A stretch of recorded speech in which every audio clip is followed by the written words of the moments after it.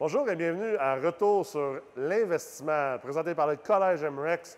Je m'appelle Nicolas Ray, je suis le président du collège et aujourd'hui, j'ai le plaisir, encore une fois du Mexique, de recevoir un invité, Sébastien Bernard, investisseur immobilier, également chez Enviro Expert. On va avoir une discussion intéressante sur un sujet, moi, qui me passionne de plus en plus et que je trouve qui est un peu une mine d'or à laquelle pas grand monde s'attaque, mais on va parler des terrains contaminés, puis comment transformer ces terrains contaminés-là en opportunités comme investisseur immobilier.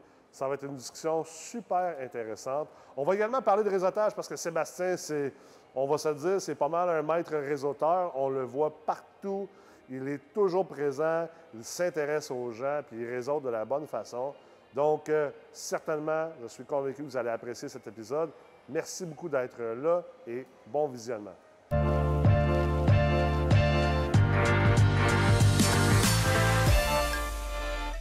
Comment ça va, Seb? Ça va bien, toi? Ça va très bien.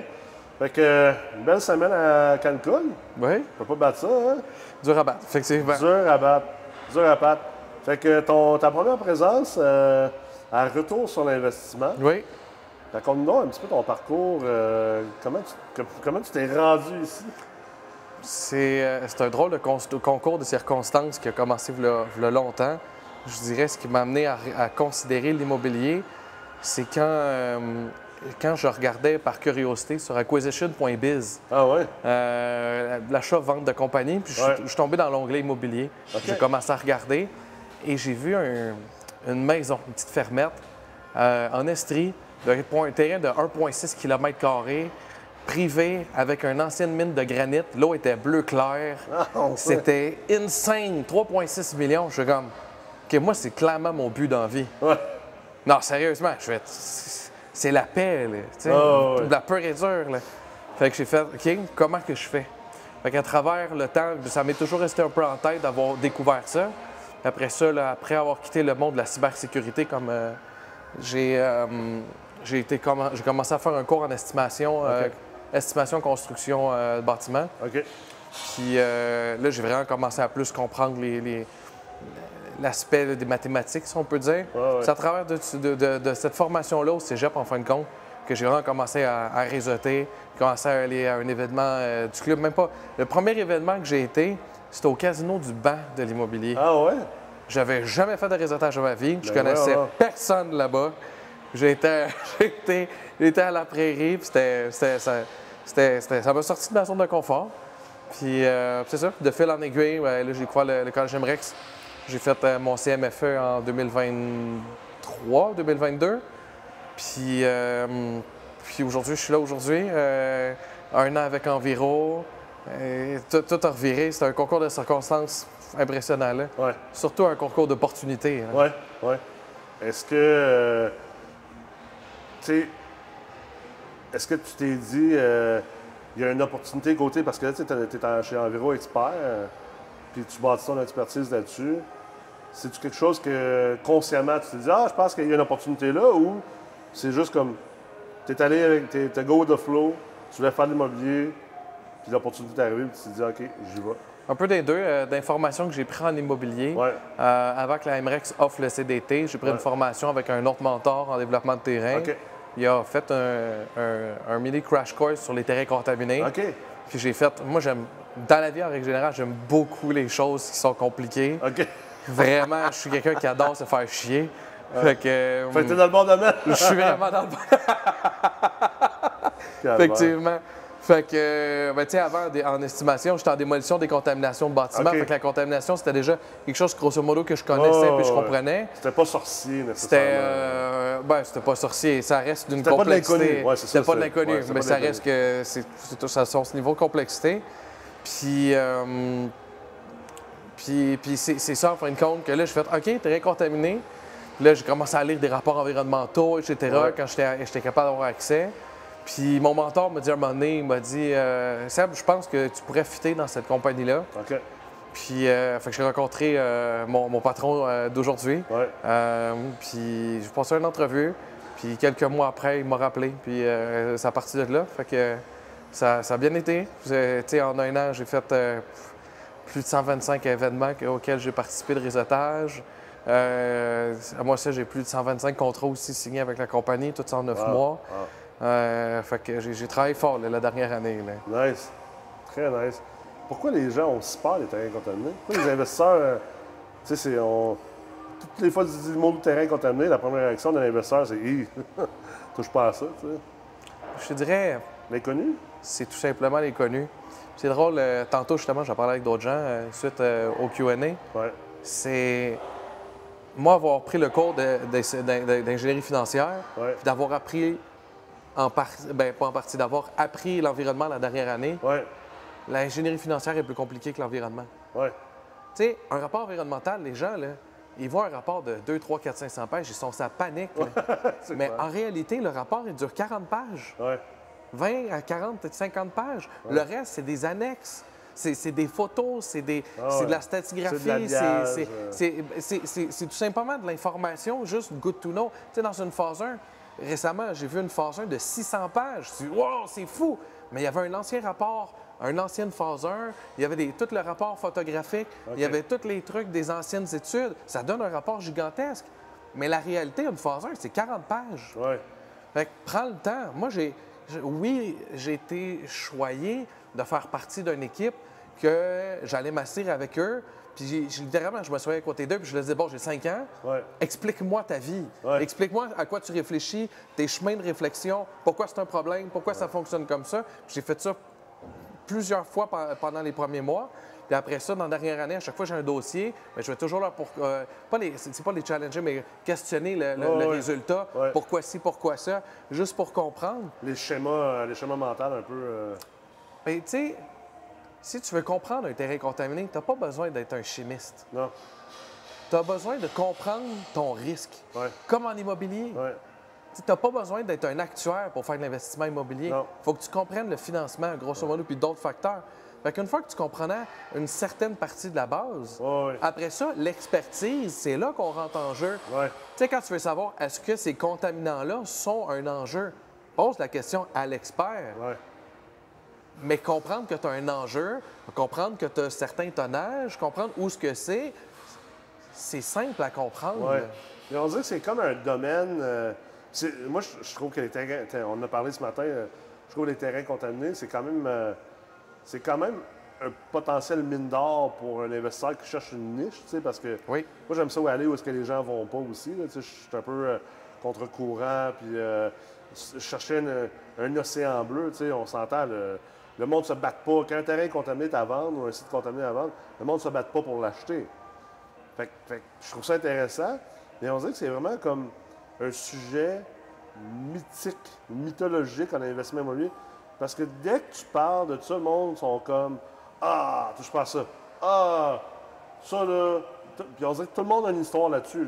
Là. Ah, mais ouais, je connais quelqu'un qui connaît quelqu'un qui connaît quelqu'un. Les légendes urbaines. Que c'était supposé coûter 50 000 puis ça a coûté 5 millions. Tu sais, c'est comme... On exagère, là, mais tu sais, comme... On dirait que tout le monde a une histoire puis une réflexion qui est comme ça. Puis là, tu te dis, attends un peu là. Tu te rassois, tu sit back, tu te dis, OK, bon, mais c'est comme dans n'importe quoi, là. Il y a une problématique. On va essayer de comprendre c'est quoi la problématique, c'est quoi les solutions, combien ça peut coûter. Après ça, une fois que tu as ces informations-là, là, c'est comme n'importe quoi d'autre. Tu sais, je veux dire, c'est pas un terrain contaminé, c'est pas un intouchable, là. C'est pas... au contraire, tu sais, tu te ramasses avec une opportunité que, finalement, tu sais, je viens d'acheter probablement un des terrains les plus importants des 10 dernières années de la ville de Sherbrooke parce qu'il était contaminé, puis le monde ne se donnait pas la peine de le regarder. Moi, je suis comme, ah, voyons donc! Il n'y a personne d'entre vous, là, tous les grands investisseurs, les grands développeurs, il n'y a personne d'entre vous qui a acheté ça. Vous vous êtes pas donné la peine de prendre 2 secondes pour dire, un peu, là, c'est quoi la problématique sur ce terrain-là? On peut-tu le régler? Combien ça coûte? Qu'est-ce que ça rapporte en arrière? Tu sais, l'ingénierie financière, au final, c'est combien ça nous rapporte en arrière. Finalement, tu fais comme, OK, le calcul est bon, puis même si je me mets l'ultra risque dans les ranges de coûts, de délai, de risque, je suis heureux quand même avec cette situation-là. C'est un no-brainer, là, tu sais. Mais tu sais, tu peux voir les terrains contaminés comme de la rénovation. Le risque zéro en rénovation, ça n'existe pas. Tu as de la contingence à mettre, puis dans le meilleur des cas, tu vas arriver dans tes pro-forma. Puis quand tu as de Probablement l'expérience... que tu n'y arriveras pas. Ouais, quand tu as de l'expérience, tu es capable de prévoir bien des choses en Mais le monde n'arrête rénovation. pas de puis ton rénover budget parce fait qu'il du n'arrive sens. pas dans l'en-profondeur. Mais c'est ça, là. les terrains contaminés, là, la très grande majorité du temps, tu arrives dans tes proformas puis ça Ouais. fonctionne. Ouais. Les histoires d'horreur que tu entends, il y a deux possibilités. OK. La première, qui est celle que personne ne contrôle, c'est d'avoir des éléments non répertoriés sur ton terrain. Il Ouais. faut comprendre que quand on prend un forage, mais nous, on force sur 3 pouces. Ouais, Puis on ouais. extrapole ça sur des milliers de pieds carrés. Ouais, ouais. Ça se peut qu'on trouve des trucs un peu farfelus un peu partout. là. J'ai des terrains que je connais. On a trouvé des frigos enfouis, des dalles de béton enfouies, des escaliers de béton enfouis. Ouais. On a frappé dessus, on a été chanceux, mais on aurait pu être un pied à côté. Jamais le trouver. Puis jamais le trouver. Des cimetières de voitures enfouis en dessous de terrains agricoles, c'est des trucs qui arrivent. Mais ça, c'est des exceptions. Ouais. Puis malheureusement, il n'y a personne qui peut contrôler ça. Ouais. Ça, c'est... Mais comme toute chose dans la vie, il n'y a pas juste du négatif. Ouais. Il y a plein de belles histoires. Ouais. Puis faire affaire avec une firme qui va te dire la vraie chose, Ouais. c'est surtout ça. Le deuxième point, c'est fais le nombre de forages nécessaires. Ouais. Essaye pas de réduire ton nombre de forages, parce que comme j'ai dit, on extrapole des forages. Ouais. Fait que plus que tu réduis ton nombre de forages, plus tu grossis tes polygones. Ouais. Donc, si tu forages une place que c'est AB, on va dire BC, OK? On va dire que c'est contaminé. Tu es en BC, là, on commence à forer, puis finalement, on commence à décontaminer, puis là, hop, on tombe en C ou même en RESC parce que tu as voulu couper un forage. Ouais. Tu n'es aucunement winner, là. Ouais. Parce que ça voulait sauver une coupe de 1500$. Mais, tu sais, oui, puis encore là, sauver des forages, tu vas sauver 1000 pièces à 1500 pièces par forage que Ouais. tu enlèves. Ouais. Mais si je reviens pour une phase 3, tu as mon frais de mobilisation minimum. Ah ouais. Fait que tu sais, tu as un frais de base que je dois déjà défrayer. Ah Puis ouais. on va rajouter du temps dans ton due diligence. Est-ce que c'est winner, 2 forages à rajouter? Mais ça revient à ce que je disais beaucoup au début d'Emrex. Je disais que j'avais 2 citations, là, que puis ça fait toujours bizarre de dire mes citations, mais bref, j'aimais ça toujours dire ça. Je trouve que ça fait un peu pompeux de dire ça, mais la meilleure manière de faire de pas faire 100 000 en immobilier, c'est en chipant sur 5 000. Puis la meilleure manière de perdre 100 000 en immobilier, c'est en chipant sur 5 000, essentiellement. Tu sais, dans le fond, là, tu perds des deux bords. Puis l'exemple des forages, c'est tout le temps comme, OK, bon, ben, peux-tu réduire le nombre de forages? Puis un forage, c'est quoi? C'est 1000, 1500 par forage, à peu près, là, grosso modo, avec de pouces, là, tu sais, tu fais comme, attends un peu, là. Tu vas acheter un terrain de 1 million, 2 millions, 3 millions.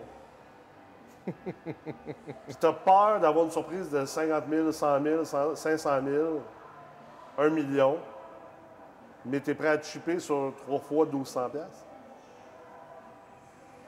Genre, ça c'est la même mentalité que la personne qui fait moi, convention d'actionnaire, pas besoin d'un avocat.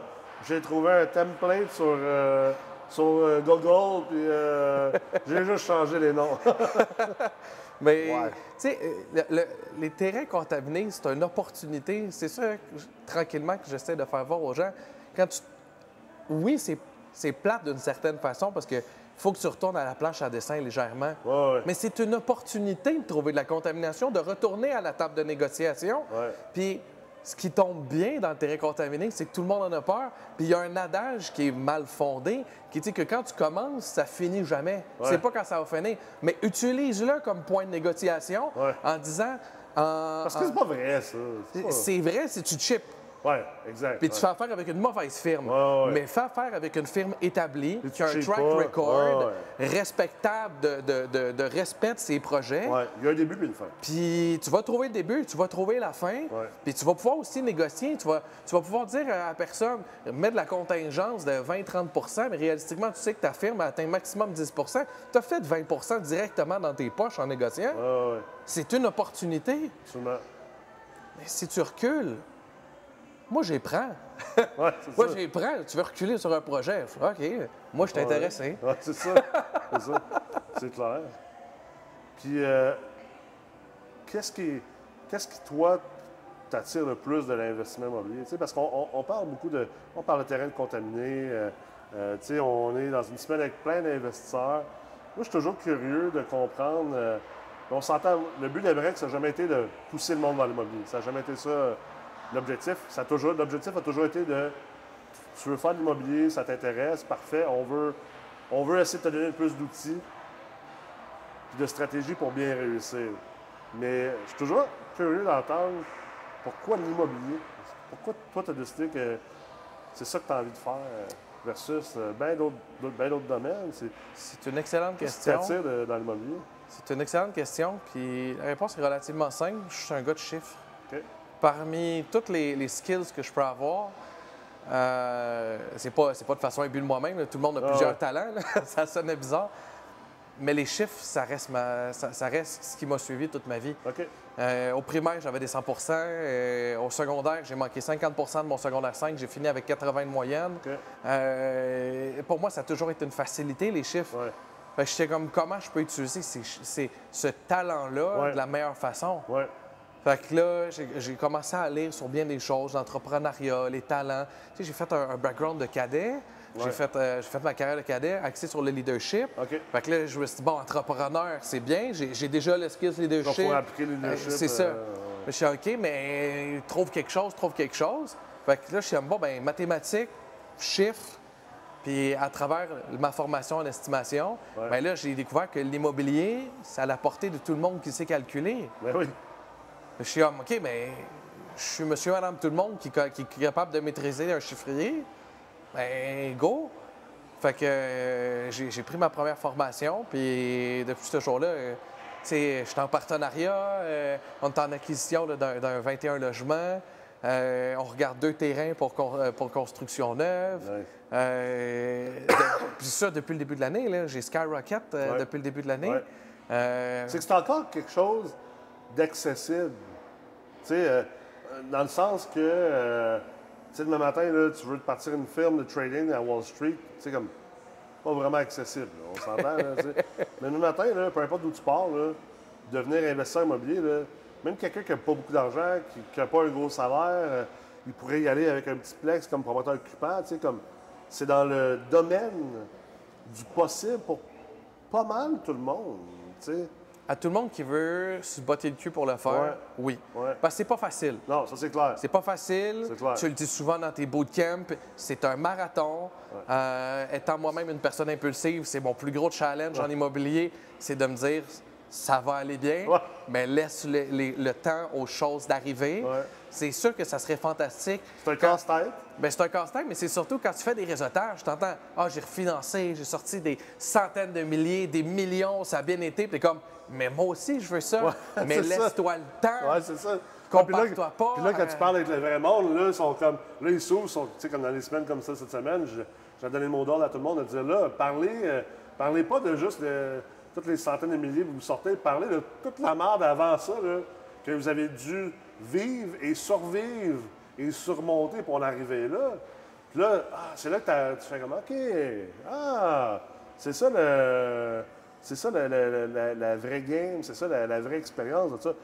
Moi, des fois, le monde me demande, ça arrive des fois, tu sais, mettons, je suis ailleurs, mettons, pas dans le domaine immobilier, tu sais, avec du monde qui sont zéro en immobilier. Tu sais, je suis comme, ils me demandent qu'est-ce que je fais dans la vie. Tu sais. Là, je suis comme, ça, c'est une question chargée, ouf. Puis j'aime ça, moi, des fois, prendre le monde par surprise, tu sais, être différent un peu out of the box. Comme, ben, moi, je suis un joueur de casse-tête professionnel, dans le fond. Là. Moi, ce que je fais dans la vie, là, c'est que j'ai des casse-têtes, puis faut que j'essaie de les résoudre. Ah ouais? Qu'est-ce que tu veux dire? Ben, je suis développeur immobilier, tu sais. Puis là, ça amène des discussions intéressantes, mais je trouve que c'est une façon intéressante de le framer, parce que j'aime pas ça faire croire des choses aux gens, tu sais. Puis, tu sais, autant que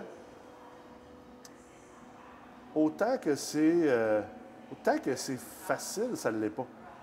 Tu sais, quand tu y penses, tu le maîtrises vraiment, là, l'immobilier, ça peut être une machine à imprimer de l'argent. Tu sais, le gouvernement a une machine à imprimer de l'argent avec les banques centrales, là, tu sais. Ils impriment l'argent sur notre dos, puis ils évaluent l'argent, mais il y en a qui vont dire que c'est injuste, mais on a du pouvoir à travers l'immobilier de le faire pour nous-mêmes, nos communautés, nos familles. Mais c'est facile, mais c'est aussi très dur. Puis parce que c'est ça qui est, en tout cas, pour moi, c'est ce que je trouve cool là-dedans, l'immobilier, c'est ce que j'aime, c'est que t'as comme les deux côtés. Tu sais, t'as comme... L'immobilier, C'est tellement possible, puis oui, il faut que tu manges un char de marde pour atteindre la possibilité, mais c'est possible, tu sais. parce que les gens ne réalisent pas nécessairement quand ils regardent l'immobilier, c'est qu'ils voient les bâtiments de plusieurs millions qui rapportent des centaines de mille, etc., puis que tu ressors de l'argent. Mais l'immobilier, c'est une business bien avant n'importe quoi Ouais. d'une gang de chiffres. Ouais. C'est de l'entrepreneuriat. Ah oui, absolument. C'est l'entrepreneuriat avant tout. Tu dois maîtriser un paquet de facteurs, gérer un paquet de problèmes qui vont tous arriver en même temps ou dans un sens décousu, qui font aucun sens, ou ce que quand tu penses maîtriser quelque chose, finalement, tu maîtrises absolument rien. Ouais. C'est tout simplement de dire que ça ne va pas bien aller. Ouais. Ouais, Surtout c'est le début. C'est correct. Dis-toi pas que ça va bien aller. Ça va pas bien aller, à moins vraiment là, d'une chance incroyable. Ah ouais. Il y a, C'est l'acceptation de ça, tu sais. d'accepter que comme tu penses avoir compris quelque chose, que finalement, ça ne marchera pas de même. Puis d'avoir une solution à quelque chose, que finalement, ça ne marchera pas comme ça. Non, c'est ça. Tu sais, tu me posais la question, tu sais, pour l'immobilier, pour moi. Ben, moi, je fais autant de réseautage, oui, pour mon travail, mais avant tout, c'est l'humain. Ouais. Rencontrer des gens constamment différents, Ouais. avec des histoires différentes, avec des passés, des succès, des défaites, des remontées. Ça, c'est plus que formidable, là. C'est surtout formateur, là. Ouais. Tu sais, l'histoire un peu de ta vie que tu racontes, là, Ouais. que tu étais 2 fois dans la rue, puis que tu es remonté, puis que tu as continué, puis que... Mais t'es pas... T'es pas le seul en immobilier qui a des histoires complexes Non, comme ça. absolument. Il y en a plein qui ont des histoires Absolument. qui ont commencé avec rien, puis qui ont monté, mais il faut juste jamais lâcher. C'est un excellent moteur, mais il faut pas se dire que ça va être facile. Non, ça c'est clair. Comme les terrains contaminés. Faut pas se dire que ça va être facile. C'est ça. Pas facile, mais c'est souvent quand c'est pas facile où Qu'il y a de c'est là l'argent. qu'ils résident les meilleures opportunités. Toujours, Absolument. toujours. Absolument. Sébastien, Yep, ça a été vraiment un plaisir de te recevoir. pareillement. Merci de l'invitation. On va passer une belle semaine, c'est sûr et certain. Oui, Prends soin de toi. Salut. pareillement. J'espère que vous avez apprécié l'épisode, puis j'espère qu'on vous a mis un peu l'eau à la bouche côté terrain contaminé, opportunité. Puis je vous vends le punch, puis il coûte pas cher. En fait, il coûte cher, mais il est rentable en tabarouette. Le certificat en développement de terrain au Collège MREX, c'est un outil extraordinaire, c'est un outil unique, c'est un programme dont on est vraiment fiers. C'est un programme dans lequel les étudiants, les investisseurs, quand ils sortent de ce programme-là, c'est comme si on leur a ouvert les yeux sur un tout nouveau monde. Puis c'est un programme qui est vraiment important comme investisseur parce qu'aujourd'hui, non seulement qu'il y a des opportunités incroyables dans les terrains contaminés, mais simplement dans tout ce qui est terrain, tout ce qui est requalification de sites, tout ce qui est revitalisation. On a un manque de logement flagrant, grandissant. On doit devenir justement des créateurs de logements. On doit bâtir des logements. On doit ajouter des logements. Puis je pense qu'il n'y a pas une meilleure façon, puis une façon plus noble. Et il n'y a probablement pas une façon de générer autant de rendement et de profit qu'en étant un investisseur immobilier qui se concentre sur le développement de terrain et la construction neuve et justement également des sites comme des sites contaminés. Donc, inscrivez-vous dès maintenant au certificat en développement de terrain si ce n'est pas déjà fait. Vous allez absolument adorer ce programme-là et surtout, il va vous être tellement utile, ça n'aura même pas de bon sens. On se voit bientôt, Collège MREX.